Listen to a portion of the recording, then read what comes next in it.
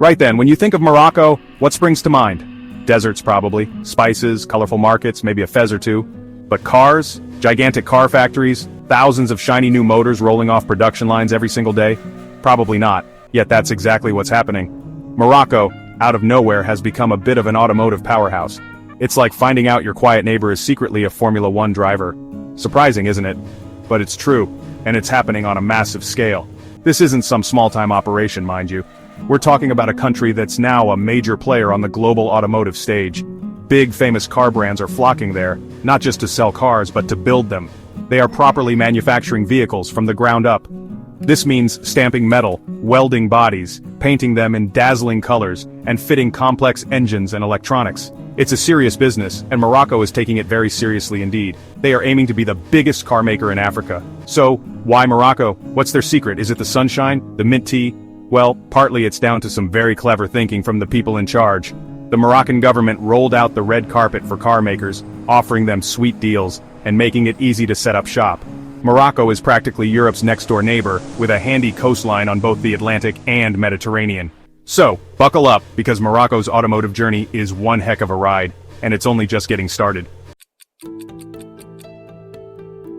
Now let's rewind the clock a bit. Before all these shiny factories and robots, Morocco's relationship with the motor car was, shall we say, a little more basic. During the colonial era, under French and Spanish influence, there wasn't much in the way of actual car manufacturing. If you were lucky, you might have seen a few Citroëns or Peugeots trundling about. The local involvement? Well, it was more about fixing them when they inevitably broke down on a dusty road than designing or building them from scratch. It was a different world back then. More camels than camshafts, you understand. After independence, Morocco did dip its toes into the automotive waters. The most notable was a company called Somaca, which started up in Casablanca back in the late 1950s. They weren't designing their own supercars, mind you. Their game was assembly. They'd get kits of parts from foreign manufacturers like Fiat or Simca, and then bolt them all together. It was a start, a small step on a very long road. These were humble beginnings, building cars for the local market, nothing like the export behemoth we see today. These early efforts, while important, didn't exactly set the global automotive industry on fire, but even then, the seeds of ambition were being sown. And as we now know, that patience and preparation paid off spectacularly when the big players came knocking. Then, everything changed. The real catalyst, the big bang for Moroccan car manufacturing, arrived with a very familiar French name, Renault. Now, Renault isn't just any car company, it's a giant. They decided to build a massive, state-of-the-art factory near Tangier, a port city perfectly positioned for shipping cars straight into Europe. This wasn't just another assembly plant, this was the real deal, a game-changer for Morocco. The Tangier facility, which opened its doors in 2012, was, and still is, enormous. Think of the biggest factory you can imagine, then double it. It was packed with the latest technology, robots whizzing about, automated production lines, and a level of efficiency that would make a German engineer weep with joy. Renault poured billions into it, a clear sign of their confidence in Morocco's potential. They weren't there to mess about, they were there to build a serious number of cars, and quickly. And what cars did they build? Well, mostly models from their Dacia brand, like the Duster SUV and the Sandero hatchback. Suddenly, Morocco wasn't just a place that assembled a few cars. It was a major exporter, sending its automotive creations to dozens of countries. Now, when one big French car maker makes a successful move, you can bet your bottom dollar that another one is watching very closely. And that's exactly what happened. PSA Group, the company behind Peugeot and Citroën, and now part of the even bigger Stellantis empire, saw what Renault was doing in Tangier and thought, hang on a minute, we want a piece of that action. So PSA decided to jump in too. They didn't just copy Renault, they came with their own big plans. In 2019, PSA inaugurated its own shiny new factory in Kenitra, another Moroccan city with good connections.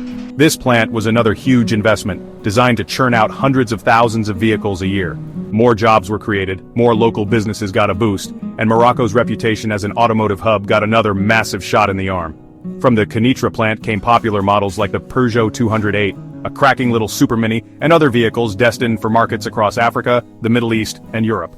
The quality was top-notch, easily matching cars built in more established European factories.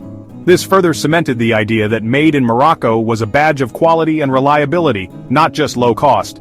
This healthy competition between Renault and PSA, now Stellantis, has been incredibly beneficial for Morocco. It's not just about the sheer number of cars being produced or the jobs being created.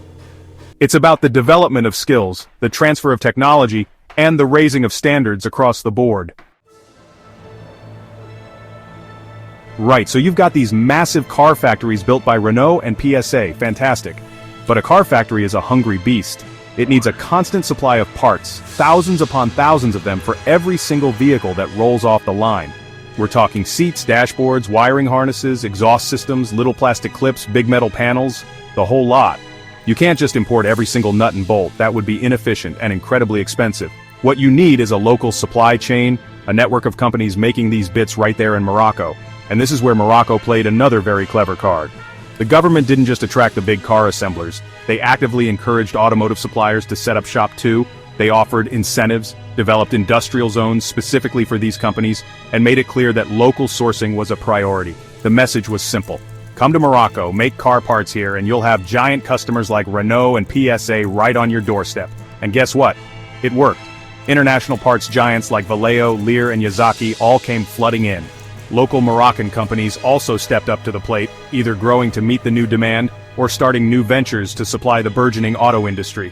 This network of local suppliers is the unsung hero of Morocco's automotive success story, the essential nuts and bolts holding the whole magnificent machine together. Now, you can have all the fancy robots and sprawling factories in the world, but they're not much good without skilled people to operate them, maintain them, and manage the whole complex dance of modern car manufacturing. Cars, even in this age of automation, don't quite build themselves. You need brains, you need skilled hands, you need engineers who can solve tricky problems, technicians who understand the intricate machinery, and managers who can keep everything running smoothly. And this is another area where Morocco has really shown, developing its homegrown talent.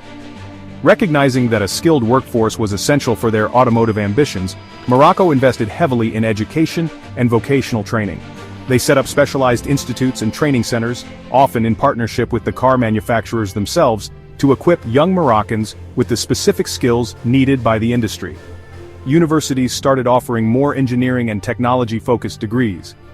The goal was clear: to create a pipeline of well-trained, motivated individuals ready to step into the demanding roles available in the new factories and supplier companies. And the Moroccan people themselves? They've embraced these opportunities with open arms.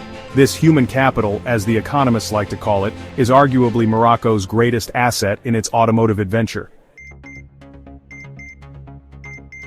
The world of cars is changing, and it's changing fast. The rumbling, grumbling petrol engine, much as some of us adore its character, is slowly but surely making way for the silent hum of electric motors. Governments are pushing for it, buyers are increasingly interested, and car manufacturers are investing billions in this electric future. Now, a smart country looking to be a major automotive player wouldn't ignore this massive shift. And Morocco, being very smart indeed, is not just aware of the electric vehicle revolution, it's actively looking to become a key part of it. Morocco is making serious moves to position itself as a hub for EV production and related technologies.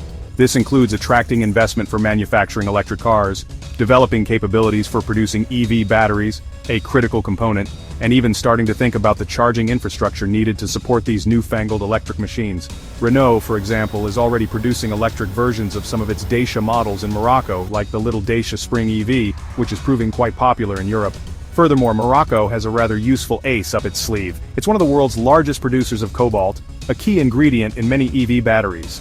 But Morocco's green ambitions go beyond just building electric cars. The country is also a leader in renewable energy, particularly solar and wind power.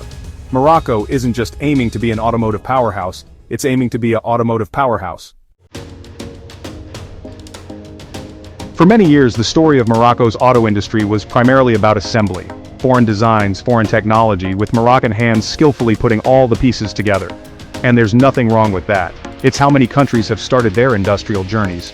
But to truly secure a long-term, high-value place in the global automotive pecking order, a country needs to move beyond just assembly.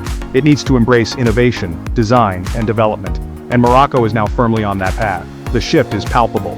There's a growing emphasis on research and development within the Moroccan automotive sector. We're seeing more Moroccan engineers involved not just in optimizing production processes, but also in contributing to vehicle and component design. International companies are starting to locate parts of their R&D activities in Morocco, drawn by the growing pool of local talent and the supportive ecosystem. This is a crucial step up the value chain, moving from simply making things to actually end things. By fostering a culture of innovation, Morocco can develop its own intellectual property, create higher-value jobs, and become a more indispensable part of the global automotive landscape. So, where does all this leave Morocco? They've got the giant factories, the skilled workforce, the burgeoning supply chain, and a growing focus on EVs and innovation. What's the grand plan? World domination in the car industry? Well, perhaps not quite taking on Germany or Japan overnight, but becoming the undisputed automotive king of Africa? Absolutely. That is very much on the cards, and frankly, they're already well on their way to claiming that crown. Morocco is strategically positioning itself to lead the continent's automotive future. Just look at its advantages. Geographically, Morocco is perfectly placed. It's a stone's throw from Europe, making it an ideal export base. But it's also firmly rooted in Africa, acting as a gateway to the rapidly growing markets across the continent. It offers political stability, a pro-business environment, and a proven track record of delivering high-quality automotive products. These are powerful selling points not just for attracting more investment but for establishing itself as the central hub for automotive activity in the entire African region. And let's not forget the African market itself. While car ownership rates in many African countries are still relatively low, there's a rapidly expanding middle class with growing purchasing power. Morocco is perfectly poised to meet this demand, producing vehicles that are well suited to African conditions and consumer needs. This incredible Moroccan automotive adventure is really just revving its engine. If you have made it this far, thank you for watching. Please, if you haven't already, like and subscribe as it will greatly help this channel at no cost to you.